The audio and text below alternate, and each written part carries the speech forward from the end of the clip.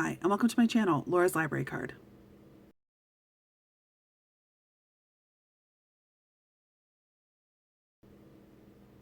It is time for another recent reads video, so here I am going to tell you about a number of the recent books that I finished. First on this list is An Echo in the Bone by Diana Gabaldon. This is the 7th book in the Outlander series, and I listened to this on audiobook format, and this was a reread for me. The premise is kind of hard to get into because this is the 7th book in a series, and these books are chonky. But basically, Jamie, Claire, and Ian are getting involved with the Revolutionary War. We get to see some battles, and Benedict Arnold. They go to Scotland for personal reasons. There are also some point of views with William, Jamie's son. He is a redcoat soldier. He is playing spy. And we also have some points of view of Lord John, who is sleuthing around and caring for his injured nephew. We also have points of view of Brianna and Roger in 1980, and there's shenanigans happening there, and a blast from the past. And it's just, there's a lot of plot throughout this book.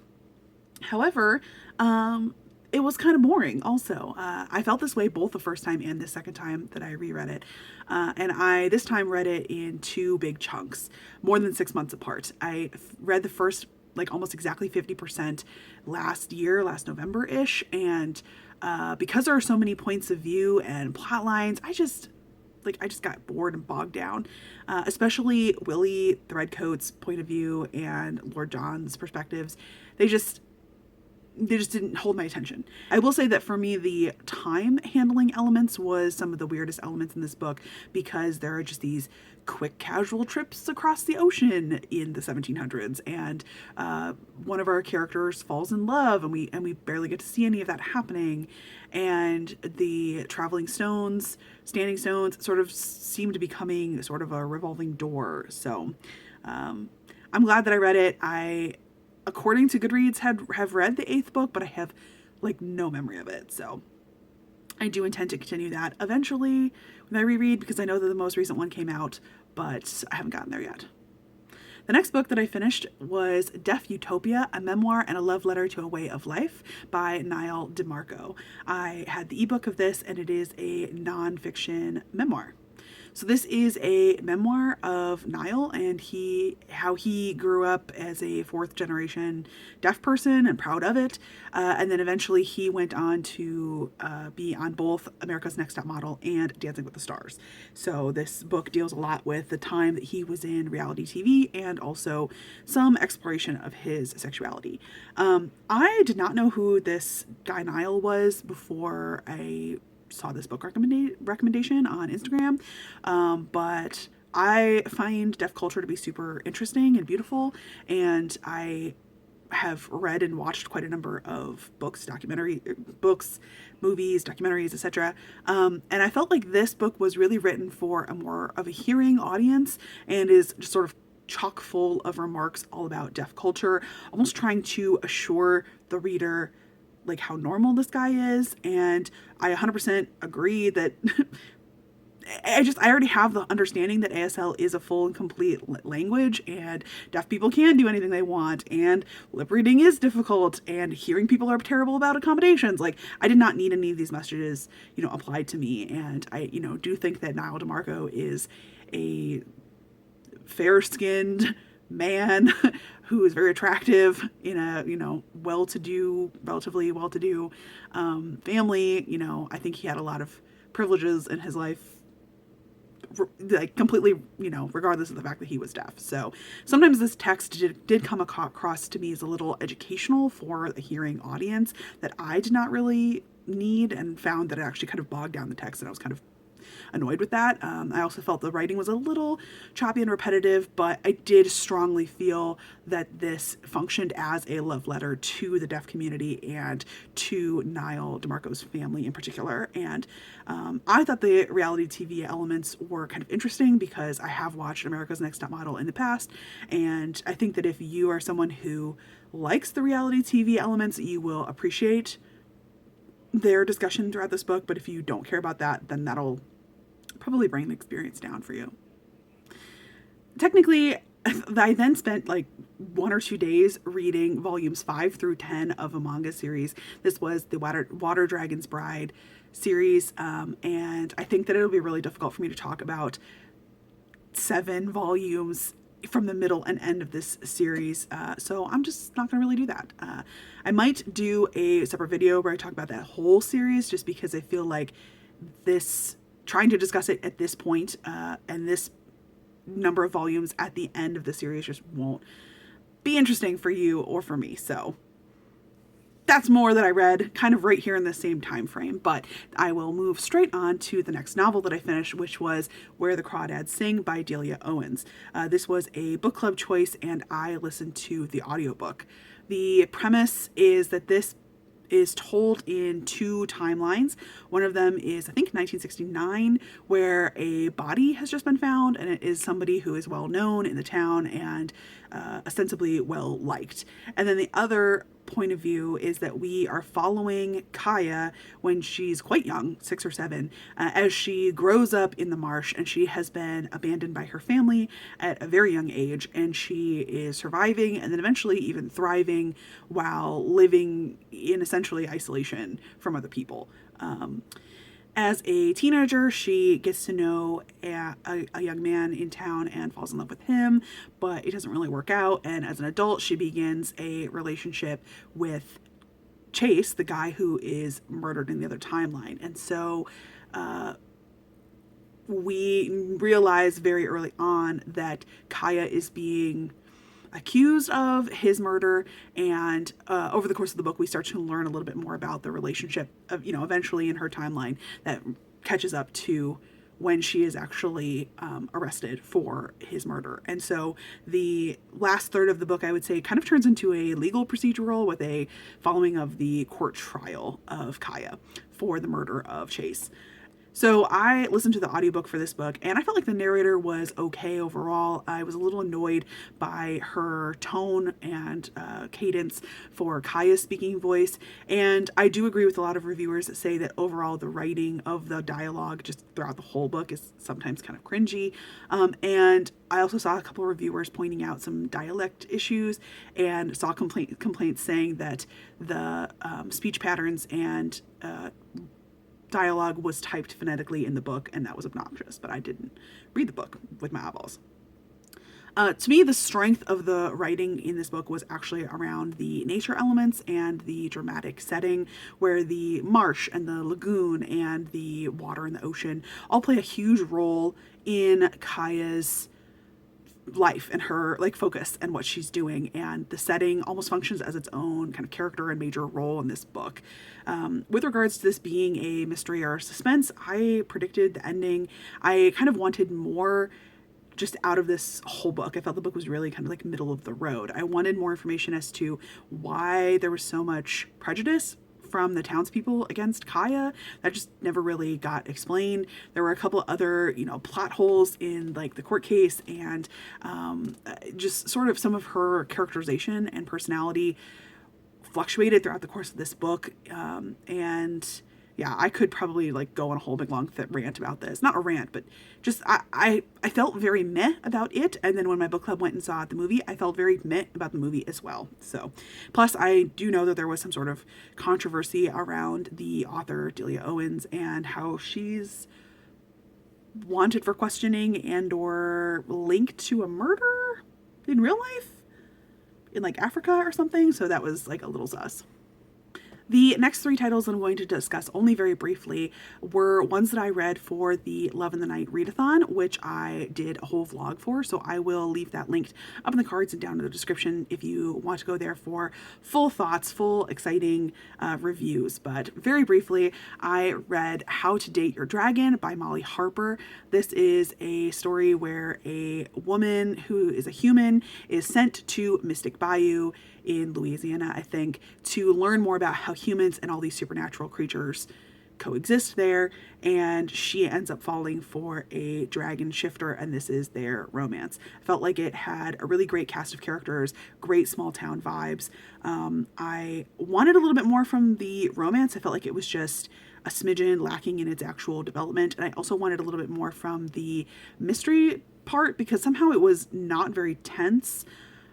There was a lack of tension throughout the whole book, and I felt like I kind of saw the bad guy coming, and I was also like annoyed a little bit with the ending, but I did really enjoy this book, and I do want to continue the series. I know that my little mini review did not sound very positive, but I do want to keep continuing. The second title that I read for Love in the Night was Dragon Actually by author G.A. Aiken. I listened to the audiobook for this, and the premise is that the main female character is Anne Will the Bloody, and she is being healed after a wound by a dragon named Fergus the Destroyer. He is trying to help her train to eventually try to defeat the bad guy who is actually her brother on the throne. And so by day he comes to her in like his human form and trains with her to improve her battle skills, and by night he is a dragon that she is getting to know and kind of developing feelings for, but she doesn't know it's the same person. I had a really fun time reading this. I found it very entertaining. There was a whole element with his family, and I just didn't really care about that, but whatever. And somehow I felt like this book was lighthearted in tone despite the amount of like violence and death that was involved, but I appreciated how much of the time of the book, like pages of the book, the two main characters spend in love. It doesn't just happen at the end, and I appreciated the steam, so I thought this was a fun read. The last paranormal romance book that I read for Love in the Night Readathon was Witches Get Stitches by Juliette Cross.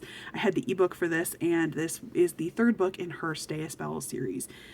The premise for this book is that the main male character is Nico. He is a werewolf, and he has moved to New Orleans because he knows that the witch, Violet, I don't know what her last name is his mate. But she did a tarot reading that said that he was not going to be a good match for her, and so she basically friend zones him, but their nearness and feelings and sexual tension is ratcheting up and is more complicated by the fact that they opened a business together, and now there are other werewolves sniffing around in town.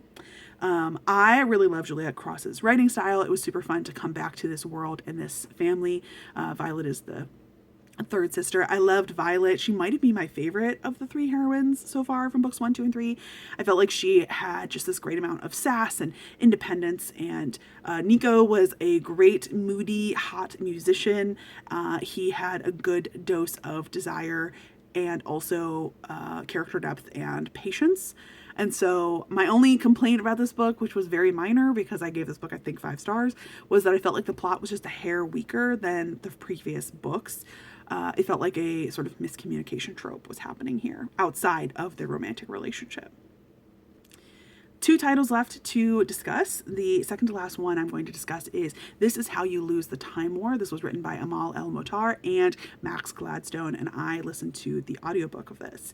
So this is a sci-fi novella, and the premise is that there are 2 time agents who are on opposite sides of this time war, and they begin a correspondence of letters.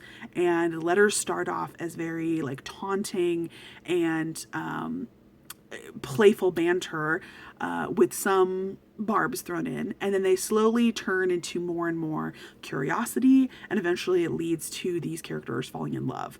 One of our characters is Red. She is like bionic and techie and robot-y, born and raised in like a pod full of wires and ports. And then the other character is Blue, who is all from like nature and blooming and growing and twisting of vines and flights of birds. So they bring very different backgrounds to this story. So even though this was something sci-fi, it was not rich in the world building or a ton of detail that lays out this time war or who the opposing like agencies or sides are. And we don't really ever get to learn very much information about what our 2 characters are doing, like on their missions, or even when/where they are. The strength of this book is the writing style and reading the letters that are written between the 2 of them. And I think that is what people's enjoyment will hinge upon. If you like and enjoy the writing style, I think that you will love the book. And if it's just not working for you, I don't think you're going to get anything out of this book. I found the prose to be really purple, very lyrical, very lush, and it is completely loaded with metaphors that are specific to each of their backgrounds, tech versus nature. And in my opinion, these letters morph into love letters with these gorgeous phrases of longing and admiration for the other person. So I do feel like this novella was sometimes confusing, or elements just kind of went over my head, but I do really want to reread because of the writing style and the prose, and I want to read this with my eyeballs and have a highlighter ready. So definitely found it to be extremely interesting and something I want to reread. And the last title that I'm going to talk about today is a graphic novel. This is Chef's Kiss by Jarrett Melendez, and I would describe this as a new adult contemporary story. The premise is that our main character is Ben Cook. He has recently graduated with a major in English, but he can't find a job in publishing or copywriting or anything like that. So he takes a job that has no experience necessary at a restaurant, and during his trial period during this restaurant, he has to learn how to make some of the signature dishes that the restaurant offers, and these have to pass muster by the restaurant's taste tester, Watson the Pig. Ben is enjoying his time learning to be a chef, but he is anxious about pleasing his parents and deciding where his future will go, and has a lot of decisions to make. I did talk a little bit about this book in a vlog where Ben chose a couple books off of my TBR. This was one of the books that he chose, so I will leave a link up in the card and down in the description for you to check out that vlog where I talk a little bit more about my feelings. But in general, I found this story to be super cute. I really enjoyed the art style and the color palette, and the art just in general was great. I did feel like there was a little bit of a found family element, as both Ben's friend group and also the people he meets through the restaurant, the other chefs, are supportive and fun and bring a lot of interesting side characters into the story. I do feel like there was also some interesting tension that was brought to the story by his friends, trying to function as a foil for him when needed. I do feel like the romance elements were pretty minimal. I thought this was a stronger romance when I first picked the book up, because Ben has a crush on one of the other chefs that works at the restaurant, Liam, but Liam felt really kind of underdeveloped to me. And the point of this story was that this is a journey of self-discovery from Ben and figuring out what he wants out of his life, and not so much of a romance. But I would have liked just a little bit more to this, another volume, or for it to be longer, just so I could connect with it more deeply. But I did feel like it was a cute, fun story that I did enjoy, so would recommend. That's all for me on most recent reads, and I will be tuning back in soon. If you have read any of these titles and have any commentary, definitely leave that down in the comments. I would love to have a discussion. And thank you so much for watching. See you next time. Bye.